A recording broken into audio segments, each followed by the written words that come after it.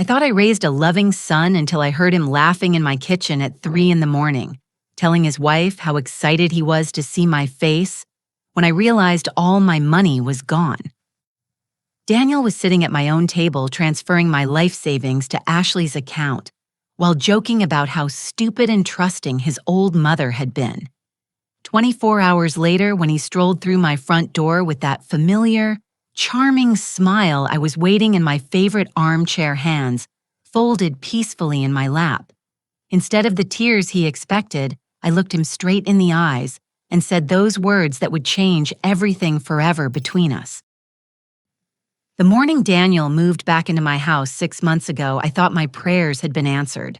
My only child, 32 years old and devastated by what he called his business failure, needed his mother's support during the darkest time of his life. He carried his suitcases up to his childhood bedroom with shoulders slumped in defeat, explaining how his restaurant had collapsed under debt and broken dreams. "Mom, I hate asking for help," he'd said, settling into the kitchen chair where he'd eaten countless bowls of cereal as a boy. "But I lost everything. The lease, the equipment, even my apartment. Ashley and I just need a few months to get back on our feet." My heart ached watching this man who'd once been so confident and successful. After his father passed 2 years ago, Daniel had seemed invincible, building his culinary career with such determination. Seeing him broken felt like watching my own child stumble and fall all over again. "This is your home," I assured him, pouring coffee into his favorite mug. "Stay as long as you need." Ashley moved in the following week, a petite blonde woman with nervous energy and apologetic smiles. She worked at First National Bank downtown, she explained, but her salary alone couldn't support them, while Daniel rebuilt his career. Their gratitude seemed genuine, their affection for each other obvious, and I felt blessed to help young loves survive financial hardship. But something started changing within days of their arrival. Small things at first. I'd forget where I placed my reading glasses, then find them in impossible locations, like the refrigerator or bathroom medicine cabinet. My morning routine became sluggish and confused. Simple tasks like balancing my checkbook or remembering grocery lists suddenly felt overwhelming. "Maybe you should see Dr. Peterson," Ashley suggested one Tuesday morning, her voice sweet with concern. These little memory slips could be early signs of something serious. Daniel nodded gravely from across the breakfast table. "Mom, you left the stove burner on yesterday. What if something happened while we weren't home?" Their worried expressions made my stomach clench with embarrassment. I'd always prided myself on mental sharpness, but lately my thoughts felt wrapped in thick cotton. Numbers seemed to dance on pages, and conversations slipped away mid-sentence like water through my fingers. Dr. Peterson ran comprehensive tests but found nothing conclusive. "Stress can manifest in many ways, Catherine," he explained gently. "Losing your husband, adjusting to having house guests' financial concerns about the future. Your mind might simply need time to process these changes." Daniel drove me home from that appointment with extra tenderness, his hand patting my shoulder as we walked to the front door. "Don't worry about anything, Mom. Ashley and I will take care of you." The dizzy spells started the following week. I'd stand up from my chair and the room would tilt sideways, forcing me to grip furniture for balance. My appetite disappeared, leaving me picking at meals that Ashley prepared with increasing frequency. She insisted on taking over grocery shopping, claiming my confusion in stores had become dangerous. "You wandered off in aisle 7 for 20 minutes, she reported to Daniel after one trip. "The manager had to help me find you staring at soup cans like you'd never seen them before." I couldn't remember that incident, which frightened me more than I wanted to admit. My independence was slipping away like sand through an hourglass, and my own family was watching it happen with such patient, loving concern. But one morning in late October, fate intervened in the simplest possible way. I was carrying my coffee mug to the living room when it slipped from my trembling fingers, shattering against the hardwood floor and splashing hot liquid everywhere. Instead of drinking my usual morning brew, I spent those minutes cleaning broken ceramic and coffee stains. Within an hour, my head felt clearer than it had in months. The mental fog that had become my constant companion began lifting like morning mist in sunshine. I sat in my armchair thinking with razor-sharp focus for the first time since Daniel moved home.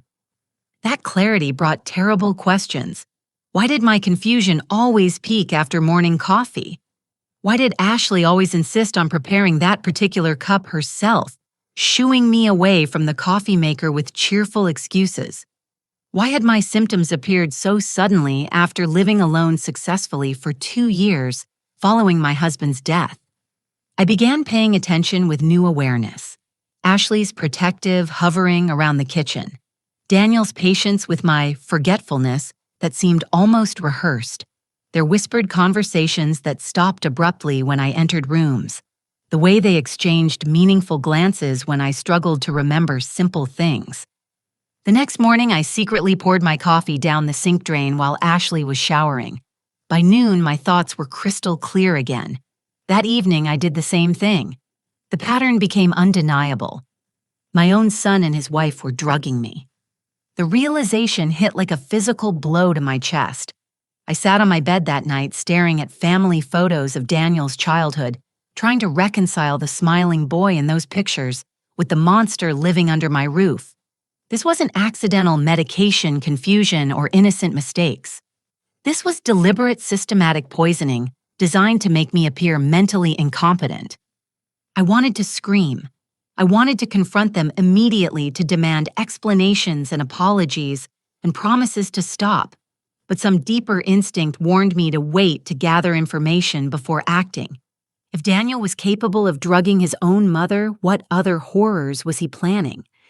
That night, I began documenting everything. Every strange symptom, every concerned comment, every helpful suggestion about my declining mental state. I started hiding a small notebook in my bedroom drawer, recording details that painted an increasingly sinister picture. My son wasn't helping me through a difficult time. He was methodically destroying my mind to serve some darker purpose I couldn't yet imagine. Avoiding my morning coffee became an art form requiring constant vigilance. I'd claim to feel nauseous, pour it down bathroom sinks when they weren't looking, or simply forget to drink it, while Ashley bustled around the kitchen. Each clear-headed day revealed more disturbing details about my situation. I discovered paperwork hidden in Daniel's bedroom while he and Ashley were out job hunting. Bank statements, legal documents, and printed internet searches that made my blood run cold. Guardianship procedures, conservatorship laws, elderly care facility brochures with notes scrawled in Daniel's handwriting about monthly costs and admission requirements. But the most shocking discovery came when I found a folder labeled business records tucked behind his dresser. Inside were credit card applications, loan documents, and mortgage refinancing papers, all listing my address and using my personal information as collateral. Daniel hadn't lost a restaurant business because no restaurant had ever existed. For 2 years, while I grieved my husband's death and struggled with loneliness, my son had been systematically destroying my financial stability. Credit cards maxed out in my name, personal loans secured against my house, store financing agreements for electronics and furniture I'd never seen. My credit score had plummeted from excellent to barely acceptable, and I'd never known because Daniel handled collecting the mail. Bills were being sent to a post office box he'd rented, keeping his mounting debts invisible while he maintained his caring son facade. I found Ashley's bank employment records next, along with customer information that shouldn't have been in our house. Elderly clients' account details, social security numbers, and financial statements for at least 8 different people over age 65. Notes in Ashley's handwriting described their family situations, living arrangements, and health conditions with clinical detachment. Margaret Sullivan, 73, widowed, no children, house worth $200,000, beginning dementia symptoms. Read one entry. Robert Chen, 68, divorced, estranged from family, owns rental properties, drinks heavily. These weren't random customer files. These were target lists. Ashley was using her position at First National Bank to identify vulnerable elderly clients, and she'd brought that predatory behavior into my home. I photocopied everything while they attended what they claimed was a job interview. My hands shook as I documented the evidence, but my mind remained sharp and focused. Daniel and Ashley weren't struggling newlyweds seeking temporary help. They were career criminals who specialized in exploiting elderly victims. The internet searches on Daniel's laptop revealed the full scope of their planning: guardianship fraud, financial elder abuse, methods for proving mental incompetence, legal procedures for taking control of an elderly person's assets, medical conditions that could mimic dementia symptoms. One particularly chilling search history showed inquiries about medications that could cause confusion, memory loss, and disorientation without being easily detected. The specific drug combinations they'd been slipping into my coffee appeared in multiple searches, along with dosage recommendations and warnings about overdose symptoms. They'd been poisoning me with anti-anxiety medications and sleep aids carefully titrated to create cognitive impairment without causing obvious physical illness. Dr. Peterson's tests hadn't detected anything because these weren't exotic toxins or illegal substances. They were common prescription drugs being used in carefully planned combinations to manufacture fake dementia. But the most devastating discovery came in a folder marked Previous Projects. Newspaper clippings about 3 different elderly people who'd lost their homes and life savings to family members or caregivers. Court records showing guardianship proceedings, where confused elderly individuals had been declared mentally incompetent and their assets transferred to conservators. In each case, the victim had exhibited sudden onset dementia symptoms that couldn't be medically explained. In each case, the beneficiaries had been helpful family members or trusted friends who'd seemed genuinely concerned about their loved one's declining mental state. Margaret Sullivan from Ashley's target list was among the victims. Her obituary from 6 months ago listed Ashley Thompson as a devoted friend who'd helped care for her during her final illness. The death certificate cited natural causes, but the timeline was suspicious. Margaret had been healthy and independent until Ashley began visiting regularly, then declined rapidly before dying alone in a nursing home. I was looking at evidence of murder. My son hadn't just brought a criminal into our home.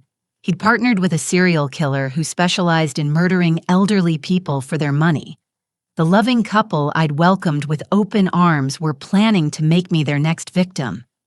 That night, I lay in bed staring at the ceiling, trying to process the magnitude of their deception. Daniel's childhood bedroom was directly above mine, and I could hear their muffled voices through the thin walls. Occasionally, laughter drifted down the sound of 2 people completely comfortable with their evil plans. I thought about my late husband George, how he'd always been suspicious of people's motives in ways I'd found pessimistic. Trust, but verify. He'd tell me when I wanted to help strangers or give money to hard luck stories. People will take advantage of your good heart if you let them. George would have seen through Daniel's fake business failure story immediately.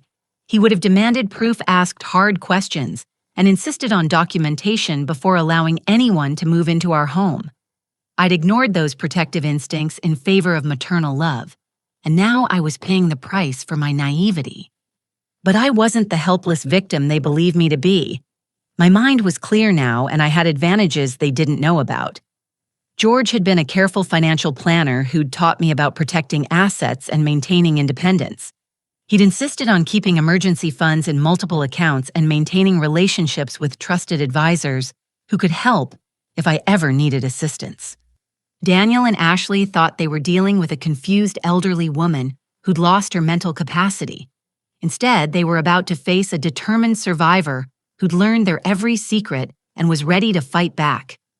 The next morning, I began planning their destruction.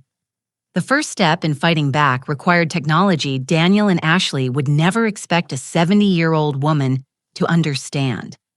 I drove to Best Buy that Tuesday morning while they attended another fictitious job interview, explaining my needs to a helpful young salesman named Trevor, who reminded me of Daniel at that age before corruption had twisted his soul.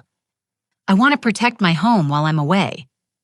I explained playing the concerned elderly homeowner perfectly. Something discreet that won't make my house guests feel uncomfortable, but will give me peace of mind about security.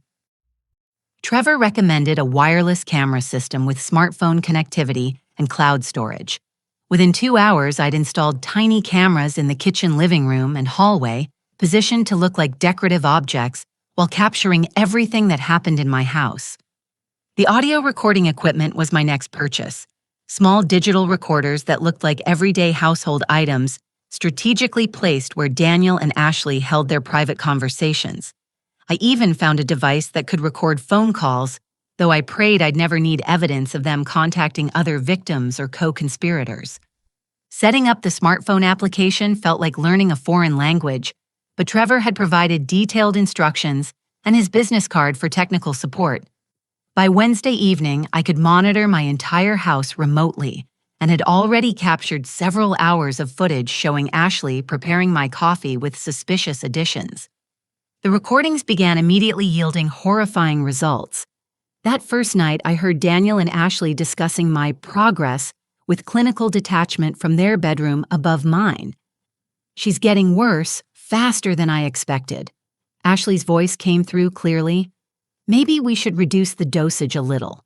If she becomes completely non-functional too quickly, people might get suspicious." "I want this finished by Christmas," Daniel replied. "Every day we wait is another day something could go wrong. Besides, I've got Tommy breathing down my neck about the money I owe him. If I don't pay up by New Year's, he's threatened to break my legs." "Gambling debts?" Ashley asked. $23,000 worth. I thought the restaurant story would buy me more time, but he's getting impatient. We need to move faster on the guardianship paperwork." My hands trembled as I listened to my own son discuss my mental destruction like a business transaction.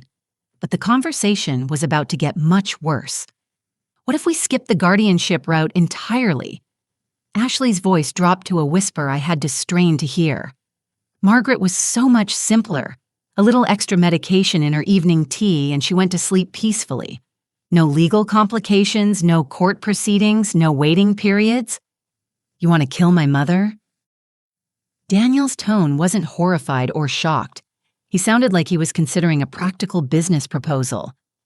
"I'm saying accidents happen to old people all the time. Heart attacks, strokes, medication interactions. Dr. Peterson already thinks she's declining rapidly. If her condition suddenly got much worse, nobody would be surprised." "How long would it take?" "With her current dosage, maybe a week of gradual increases. She'd just slip away quietly. We'd find her in the morning, call 911, and play the devastated family members. The house would be ours immediately, along with all her accounts." I had to stop the recording and run to the bathroom where I vomited until my stomach was empty. They weren't just planning to steal my money and have me declared incompetent. They were planning to murder me. Daniel, the baby I'd carried for 9 months, the toddler who'd cried for me when he skinned his knees, the teenager I'd stayed up with during heartbreaks and failures, was calmly discussing the best methods to kill his own mother.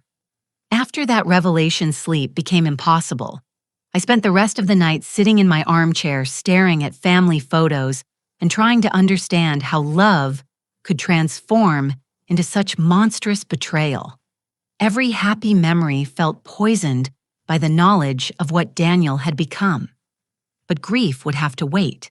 If I wanted to survive the next week, I needed help from someone with experience dealing with criminals and evidence gathering. George's best friend, Marcus Thompson, had been an FBI agent for 30 years before retiring to a ranch outside town. He'd remained close to our family after George's death, calling regularly to check on my well-being and offering assistance with anything I needed. Marcus was the kind of man who'd believe my story without questioning my sanity or suggesting I was confused. He taught George about home security financial protection and recognizing con artists during their weekly fishing trips. More importantly, he'd know how to gather evidence properly and which authorities to contact when the time came to act. I called him from a payphone at the grocery store the next morning using a location Ashley couldn't trace back to me. Marcus listened without interruption as I explained everything, his silence growing more grim with each detail. "Catherine, you're in immediate physical danger," he said when I finished. "These people have killed before and they're planning to kill again. We need to get you out of that house today. If I disappear, they'll know someone helped me. They'll destroy the evidence and find other victims. I want them stopped permanently, Marcus. Not just caught, but destroyed so completely they can never hurt another elderly person. That's admirable, but staying in that house could cost you your life. I've got advantages they don't know about. The recordings, the cameras, the evidence I've copied. They think I'm a helpless old woman they can manipulate and murder at their convenience. Let's use that arrogance against them. Marcus agreed to help, but only with strict safety protocols in place. He'd monitor the camera feeds remotely and could dispatch help within minutes if I was in immediate danger. He'd also work with his former FBI contacts to identify Ashley's other victims and build a federal case that would ensure maximum prison sentences. "How much time do you think we have?" he asked. Based on their conversation, they want to move fast. Daniel owes gambling debts that need to be paid by New Year's, and they're worried about maintaining their act much longer. I guess we have less than 2 weeks before they try to kill me. Then we'd better work quickly. Can you continue avoiding the drugs without making them suspicious? I've been pretending to drink the coffee and dumping it when they're not looking, but if they increase the dosage like Ashley suggested, I'll have to be even more careful. Catherine, promise me something. If you feel like you're in immediate danger if they change their timeline or become suspicious, you call me immediately. Don't try to gather more evidence. Don't worry about the case against them. Your life is worth more than justice. I promised, though. I wasn't sure I meant it. Justice had become more important than my own survival. Every elderly person Ashley might target in the future, every family that could be destroyed by their schemes, every life that hung in the balance while these monsters walked free. Daniel and Ashley thought they'd found the perfect victim in a lonely widow who trusted her son unconditionally. Instead, they'd awakened a fierce protector who would stop at nothing to ensure they never hurt anyone again. The war for my life was about to begin, and I intended to win it completely. Marcus's FBI contacts worked with frightening efficiency once they understood the scope of Ashley's crimes. Within 3 days, federal agents had identified 7 confirmed victims across 4 states with total losses exceeding $2 million. The pattern was always identical: a helpful bank employee befriending elderly clients, introducing romantic partners or family members who moved in to provide assistance, then systematically draining accounts while manufacturing evidence of mental incompetence. Margaret Sullivan's death had been their first murder, but investigators found suspicious deaths connected to 3 other cases where victims had died suddenly after beginning to resist their guardian's control. Ashley Thompson wasn't just a financial predator. She was a serial killer whose weapon of choice was patience and fake compassion. "The federal prosecutor wants to move fast," Marcus explained during our clandestine meeting at a coffee shop across town. "Once they arrest Ashley, she'll likely flip on any accomplices to reduce her sentence. But we need ironclad evidence that Daniel was a willing participant, not just a manipulated boyfriend." I showed him the latest recordings, including conversations where Daniel discussed specific elderly targets Ashley had identified through her bank position. He wasn't an innocent dupe being manipulated by a criminal girlfriend. He was an active partner who contributed ideas about which victims to pursue and how to accelerate their decline. "The problem is timing," Marcus continued. "They're planning to increase your medication dosage this weekend during a family celebration dinner. We could arrest them before then, but we'd miss the chance to catch them in the act of attempted murder. What do you recommend?" "Honestly, we have enough evidence to convict them right now. There's no reason to risk your life for a stronger case." But I had different priorities than building the perfect legal case. I wanted Daniel to face the complete consequences of his choices, to experience the same terror and helplessness his victims had felt. Most importantly, I wanted him to know that his mother had outsmarted him completely. "I found their timeline accelerated because Daniel's gambling debts are due Monday morning," I told Marcus. $23,000 to someone named Tommy who's threatened violence if he doesn't get paid. They've moved up their plans accordingly. Marcus paled. "Catherine, if Daniel owes money to dangerous people, that changes everything. desperate people make deadly mistakes. That morning, I discovered the forged will on Daniel's laptop, a document leaving my entire estate to my beloved son while expressing concerns about my mental capacity and requesting that he serve as executor without court supervision. The date on the will was 3 days old, though I'd never signed any such document. Ashley had apparently become skilled at forgery during her career as a financial predator. More disturbing was a death certificate template with my personal information already filled in listing cause of death as natural causes related to advancing dementia. They'd even researched which funeral home to contact and which probate attorney would process the estate most quickly. Everything was prepared for my murder except the actual killing. "They're planning a special family dinner this Saturday," I explained to Marcus. "Daniel specifically requested I cook my famous pot roast, and Ashley volunteered to make dessert. I'm certain they'll put the fatal dose in whatever she serves me. We could substitute a harmless substance and arrest them when they attempt to poison you. No, I want them to believe they've succeeded."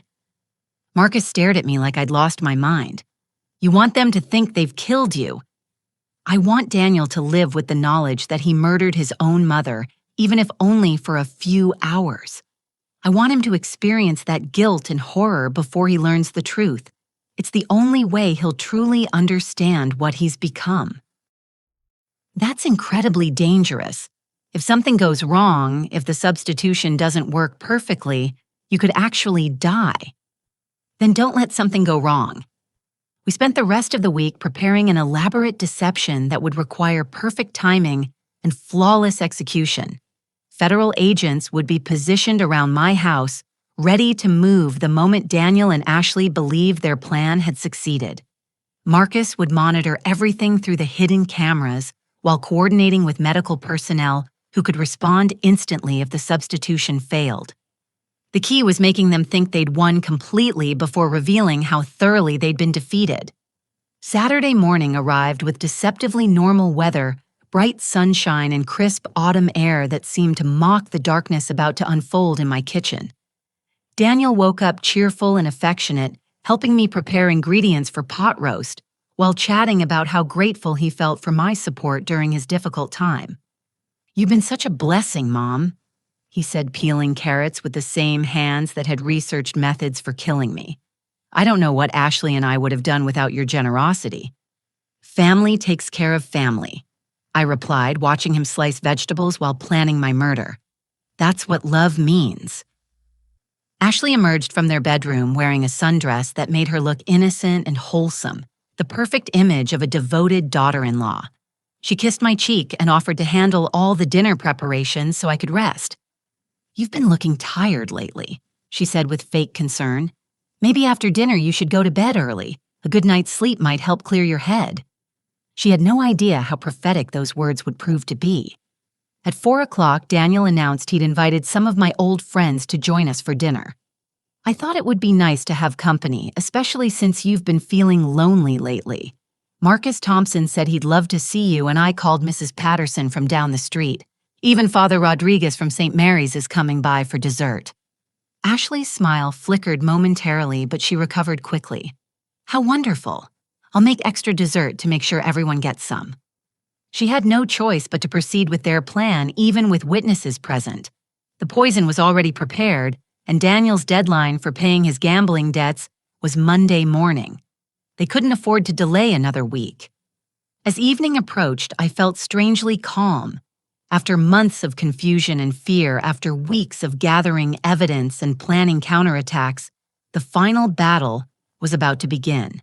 Either I would emerge victorious with my enemies destroyed, or I would die tonight with the satisfaction of knowing they'd face justice for all their crimes. Looking at my reflection in the bathroom mirror, I saw a woman who'd aged years in just a few months, but whose eyes burned with fierce determination. Daniel and Ashley thought they were dealing with a helpless victim. They were about to learn how wrong they'd been. The Last Supper was about to begin. The dinner guests arrived exactly as planned, their presence adding an atmosphere of normalcy that made the evening's true purpose even more sinister. Marcus Thompson brought flowers and warm greetings, playing his role as the concerned family friend perfectly. Mrs. Patterson from down the street contributed homemade rolls and gossip about neighborhood happenings. Father Rodriguez carried a bottle of wine and stories about the parish's upcoming Christmas fundraiser. To any observer, it looked like a heartwarming family, gathering 3 generations sharing a meal with beloved friends and community members. Only 3 people in that dining room knew it was intended to be my last supper. Daniel played the devoted son, masterfully carving pot roast with steady hands while chatting about his job search and plans for the future. Ashley bustled between kitchen and dining room, serving side dishes and refilling water glasses with the efficiency of someone comfortable in my home. Their performance was so convincing that even I began to doubt the evidence I'd gathered. But Marcus caught my eye across the table and nodded slightly, confirming that federal agents were positioned outside and medical personnel waited in unmarked vehicles down the street.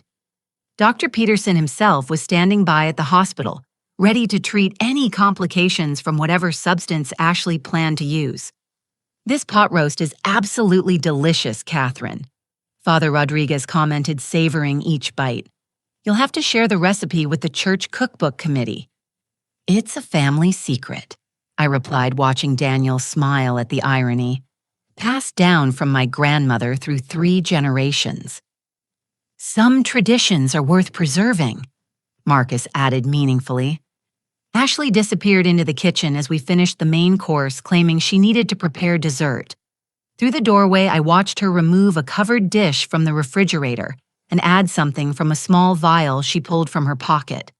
Her movements were practiced and confident, the actions of someone who'd done this before.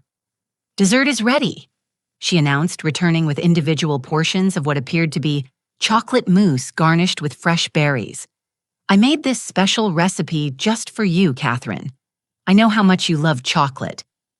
The portion she placed before me looked identical to the others, but I noticed how carefully she positioned it and how she watched as I picked up my spoon. Daniel's eyes also focused on my dessert with anticipation that made my stomach clench. "This looks beautiful, Ashley," Mrs. Patterson commented. "You're such a thoughtful girl." "I just want Catherine to know how much I appreciate everything she's done for us," Ashley replied, her voice sweet with manufactured emotion.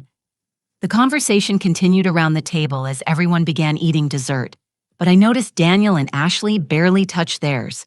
They were too focused on watching me consume what they believed would be my final meal.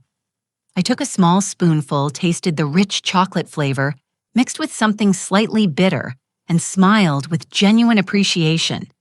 "This is absolutely wonderful, dear. Thank you for going to so much trouble."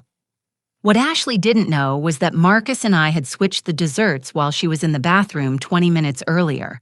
The poisoned portion now sat in front of Daniel, who was so focused on watching me eat that he didn't notice the subtle differences in presentation.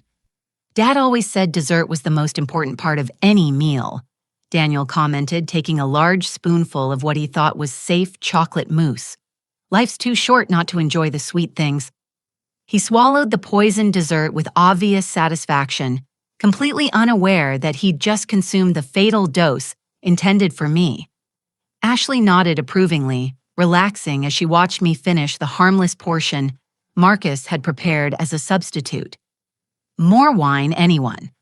Father Rodriguez offered refilling glasses as the conversation flowed naturally. 20 minutes passed before Daniel began showing symptoms.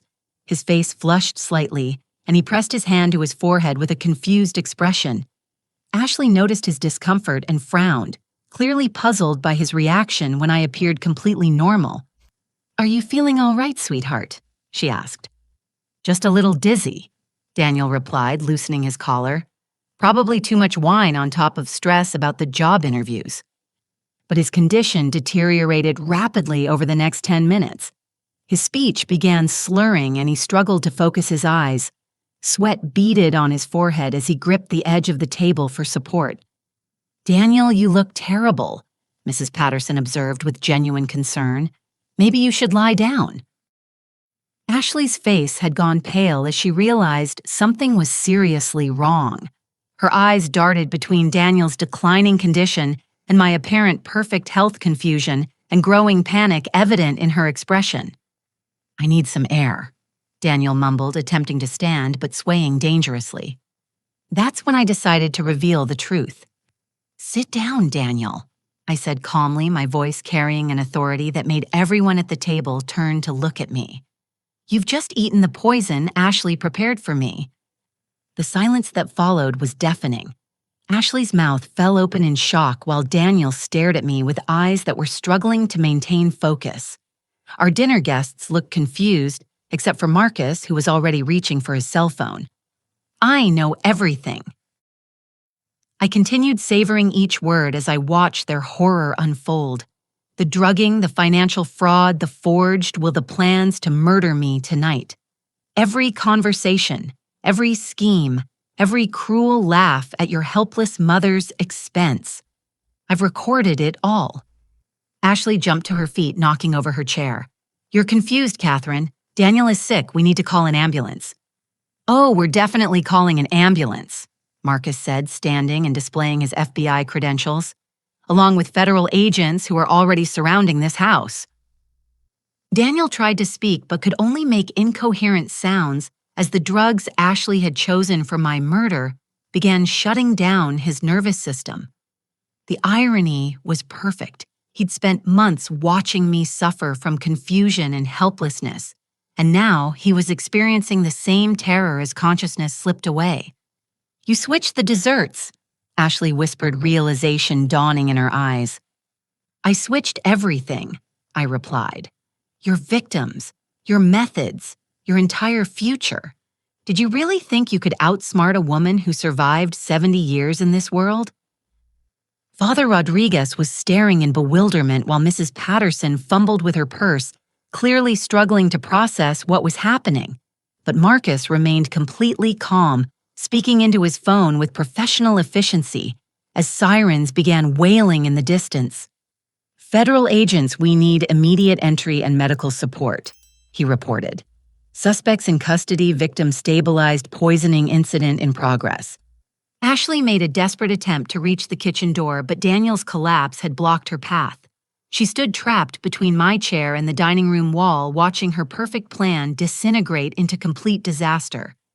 "The antidote is in my purse," she said frantically. "If you save him, I'll tell you everything about the other victims."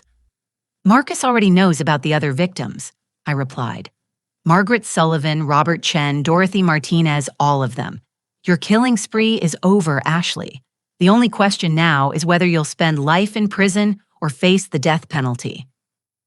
Daniel's eyes found mine as consciousness faded, and for just a moment I saw the little boy who used to apologize when he accidentally broke my favorite dishes.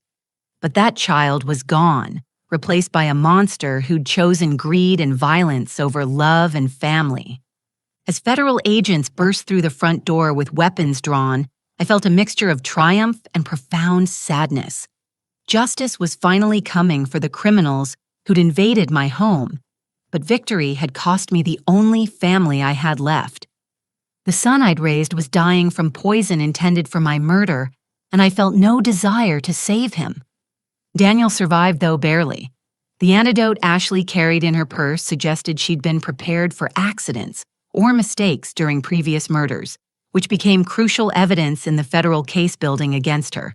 He spent 4 days in intensive care, his body struggling to process the cocktail of medications Ashley had perfected through trial and error on elderly victims. I never visited him in the hospital. Federal agents swarmed my house for 3 days, collecting evidence and documenting the crime scene, while I stayed in a hotel room provided by the Witness Protection Program. Marcus sat with me as investigators explained the scope of what they'd uncovered, each new detail adding weight to the nightmare I'd been living. Ashley's cooperation had been immediate and comprehensive once she realized the evidence against her was overwhelming. Her confession revealed a nationwide network of bank employees who identified vulnerable elderly customers and shared information with partners who specialized in financial elder abuse. The operation had been running for 6 years, generating millions in stolen assets, while leaving a trail of broken families and mysterious deaths. She's given us names, locations, and methods for 47 active cases across 12 states. Special Agent Patricia Williams explained, "Your evidence and testimony will be crucial for prosecuting the entire organization." "What about the families of the people they killed?" I asked. "We're reopening all suspicious deaths connected to their pattern. Margaret Sullivan's family will finally get answers and hopefully some closure." The media coverage began within a week, transforming my quiet neighborhood into a circus of news vans and reporters seeking interviews. "Grandmother outsmarts son's murder plot" became a national headline with my story, inspiring outrage and admiration in equal measure. Elderly advocacy groups praised my courage, while experts discussed the growing epidemic of financial elder abuse targeting isolated seniors. I refused all interview requests. This wasn't about fame or recognition, it was about justice and prevention. Daniel's preliminary hearing took place while he was still recovering his lawyer, arguing that he'd been manipulated by Ashley and deserved consideration as another victim. The prosecution countered with recordings of him discussing specific murder methods and expressing excitement about inheriting my house. His own words destroyed any sympathy he might have garnered. Ashley's hearing revealed the full scope of her crimes: 8 confirmed murders, 43 cases of financial fraud and conspiracy charges connecting her to the larger criminal network. Federal prosecutors announced they would seek the death penalty based on the premeditated nature of her killing spree and the vulnerability of her victims. She specifically targeted elderly people who trusted her. The prosecutor explained to assembled reporters. She used their faith in her compassion to gain access to their homes and accounts, then systematically destroyed their mental capacity before murdering them. This represents some of the most calculated and cruel criminal behavior we've ever encountered. I watched the coverage from my hotel room feeling satisfied but empty. Justice was proceeding exactly as it should, but victory felt hollow when it required destroying my own family. The civil lawsuits began immediately.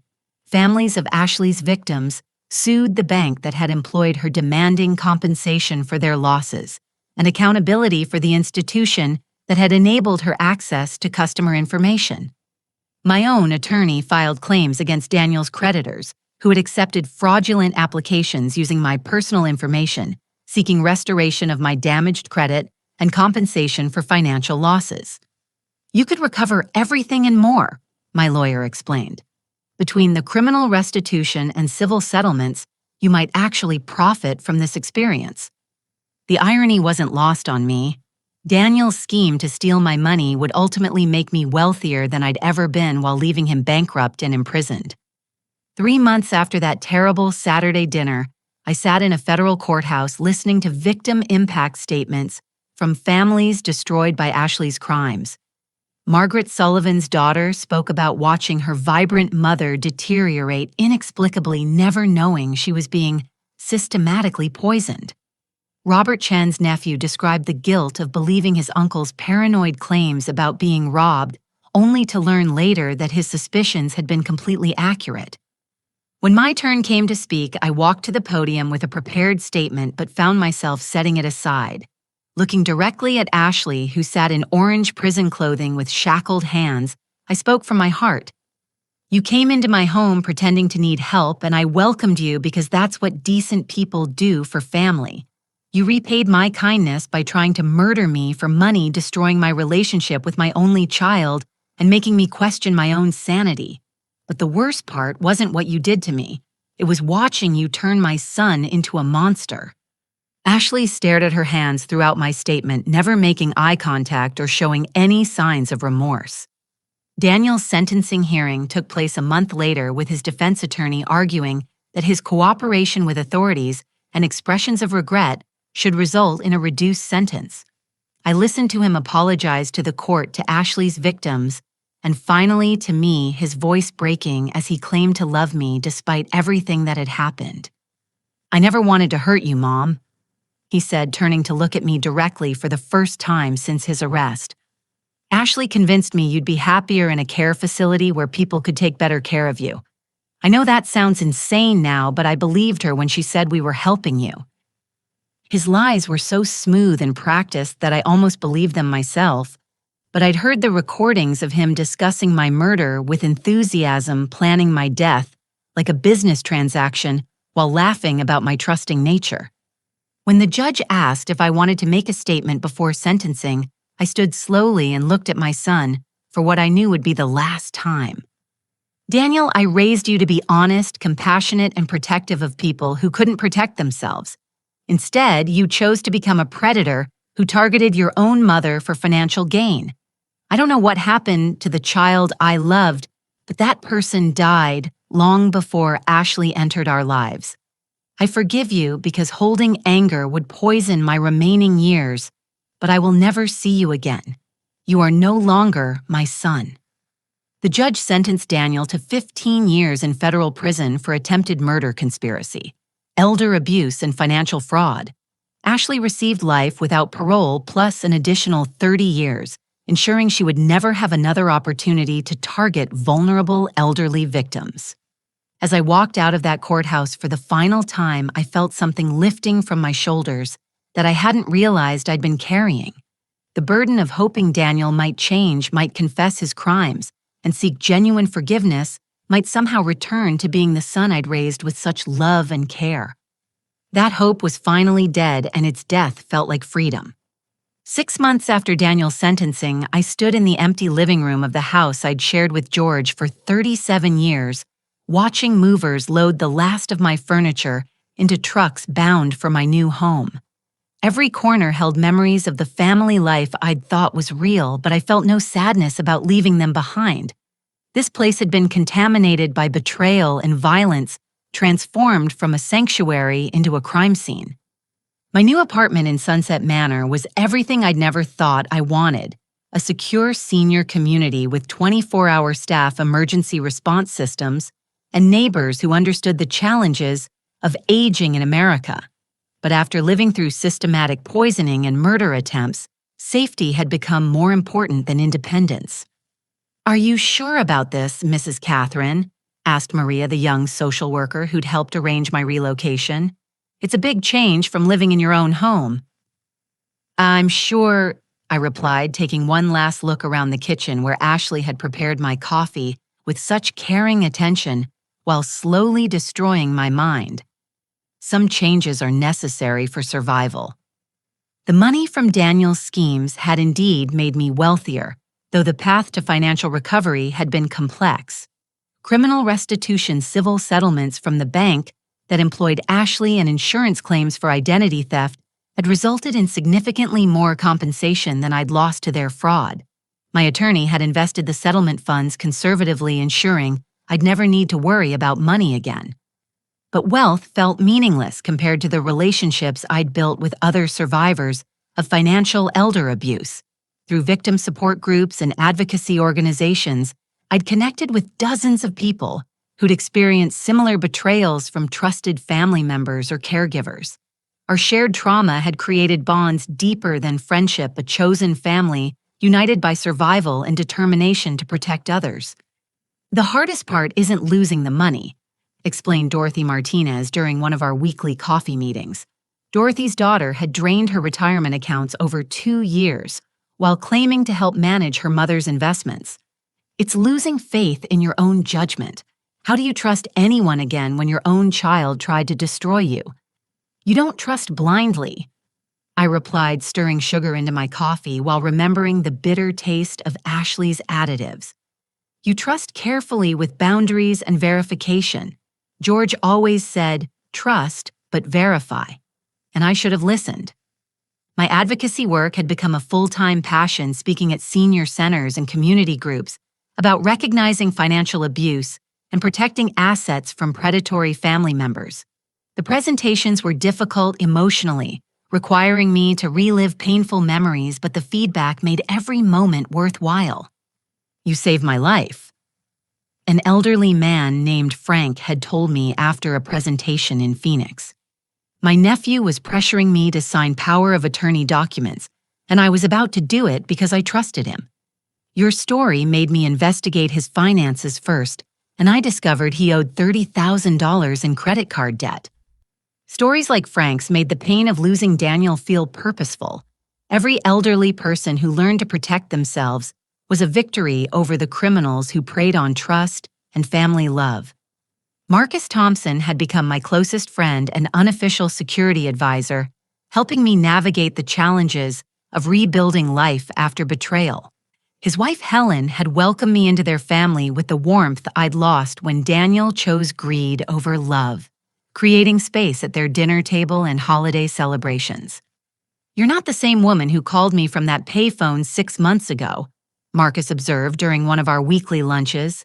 "That woman was terrified and desperate. This woman is fierce and confident." "That woman had something to lose," I replied. "I don't anymore. When you've survived your own child trying to murder you, ordinary problems seem manageable." The scholarship fund I'd established at the local community college was training social workers to recognize elder abuse and respond effectively. George Thompson. Memorial scholarships were awarded annually to students who demonstrated commitment to protecting vulnerable populations, ensuring his values would influence future generations of caregivers. My volunteer work at First National Bank had resulted in new employee training programs about identifying financial exploitation and reporting suspicious activities. Ashley's crimes had embarrassed bank management into implementing stronger safeguards, though I wondered how many other predators remained undetected in similar institutions. "We're grateful for your expertise," the bank president had told me during a training session for new employees. "Your experience helps us understand how these crimes develop and what warning signs we should watch for. Just remember that the criminals look like caring family members," I'd replied. "They're not obvious villains. They're people who've learned to weaponize trust and family obligation." The foundation I'd created with settlement money was funding research into elder abuse prevention and supporting law enforcement training programs. Every dollar that Daniel and Ashley had stolen was now being used to protect other elderly Americans from similar crimes, transforming their evil into something constructive. But the most significant change in my life was philosophical. I'd learned that love without boundaries is manipulation, that family titles don't guarantee loyalty, and that protecting yourself isn't selfish when dealing with people who view kindness as weakness. I used to think good people were rewarded for being good. I explained to a support group for elder abuse survivors. Now I understand that good people need to be smart and careful, because there are predators who specifically target our desire to help and trust. The letters from Daniel had stopped coming after I returned, the first 3 unopened. His attempts to contact me through Marcus had been firmly declined. Whatever remorse he claimed to feel, whatever explanations he wanted to offer, I had no interest in hearing them. That chapter of my life was permanently closed.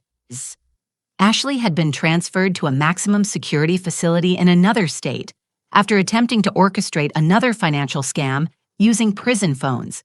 Even behind bars, she continued targeting elderly victims, proving that her behavior was compulsive rather than circumstantial. The additional charges would ensure she never saw freedom again. "Do you ever wonder if you could have saved him?"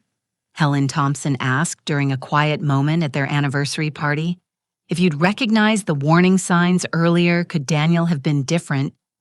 "I've thought about that," I admitted. But Daniel made his choices as an adult man who understood right from wrong. Ashley didn't corrupt an innocent person. She found someone willing to murder his own mother for money. That capacity for evil was already inside him. On quiet evenings in my new apartment, I often sat on the balcony overlooking gardens, where other residents walked safely in the fading daylight. The community felt like a fortress against the dangers I now understood existed in the world, but it was a fortress filled with friends and purpose, rather than isolation. My phone rang regularly with calls from other elderly people seeking advice about suspicious family members or questionable financial requests.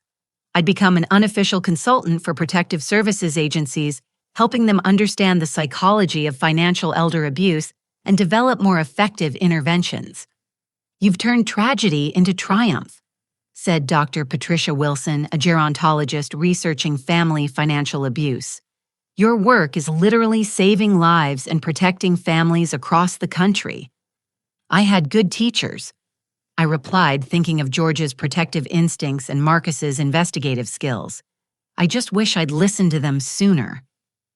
The book I was writing about my experience would be published by a major press next year, with proceeds supporting elder abuse prevention programs. My literary agent had been amazed by the public interest in the story, explaining that financial elder abuse was becoming epidemic as America's population aged and criminals became more sophisticated. Your story gives people hope, she'd explained. It shows that even when everything seems lost, smart action and determination can overcome evil. But I wrote the book for simpler reasons, to warn other elderly Americans about trusting too easily, and to prove that age doesn't require helplessness.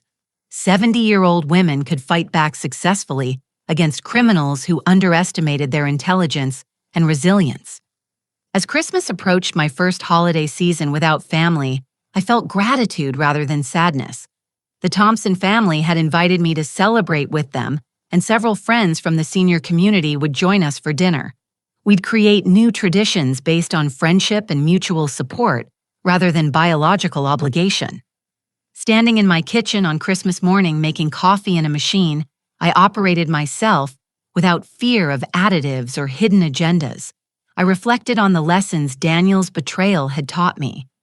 Trust should be earned through actions rather than assumed through relationships. Family titles mean nothing without loyalty and respect. And sometimes the greatest gift you can give yourself is the courage to walk away from people who cause you harm, even when those people share your blood.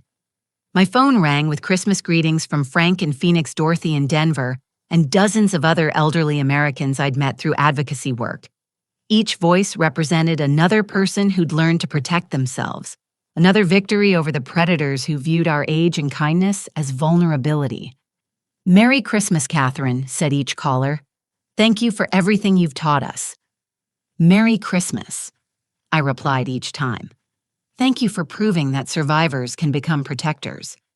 As afternoon sunlight streamed through my apartment windows, I opened the laptop where I continued writing about my experience, sharing hard-won wisdom with readers who might face similar betrayals. My fingers moved steadily across the keyboard, transforming pain into purpose with every sentence. The woman who'd sat in that chair 6 months ago, confused and helpless, while her own son plotted her murder, was gone forever. In her place sat someone stronger, wiser, and absolutely committed to ensuring that no other elderly person would suffer the same betrayal without knowing how to fight back. Daniel had intended to destroy me, but instead he'd created something far more dangerous than a trusting mother, an informed advocate who understood exactly how predators operated and possessed the resources to stop them. His greatest failure wasn't getting caught. It was underestimating the woman who'd raised him and learning too late that kindness shouldn't be mistaken for weakness. Have you ever had to make the difficult choice between family loyalty and your own safety? These situations challenge everything we believe about unconditional love and the bonds that should protect us. I'd love to hear your thoughts about setting boundaries with family members and recognizing when someone's behavior crosses the line from thoughtless to dangerous. If my story has resonated with you or reminded you of someone who might be vulnerable to financial elder abuse, please like this video and share it with others who might benefit from these warnings. Subscribing to this channel helps ensure that stories like mine reach the people who need to hear them most. Thank you for listening to my journey from victim to survivor to advocate. I hope my experience helps you trust your instincts, protect your assets, and remember that age brings wisdom as well as vulnerability. May you never need the lessons I learned, but may you remember them if you do. Stay safe, stay smart, and remember that you're stronger than anyone who tries to take advantage of your good heart.